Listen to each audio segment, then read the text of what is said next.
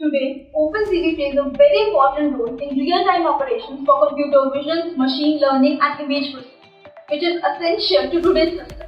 It can be used to identify objects, faces and even human handwriting by processing images and videos. Using NumPy and other Python libraries, Python can process OpenCV array structures for analysis. In order to identify image patterns and their various features, we use vector spaces and perform mathematical operations on it. OpenCV was initially released in version 1.0. This software is free to use both for academic and commercial purposes due to its BSD license. It supports Windows, Linux, Mac OS, iOS and Android and has C++, C, Python and Java interface. When OpenCV was designed, it focused on real-time applications to improve computational efficiency. Thanks for watching the video. For more updates, follow the Intellipaat.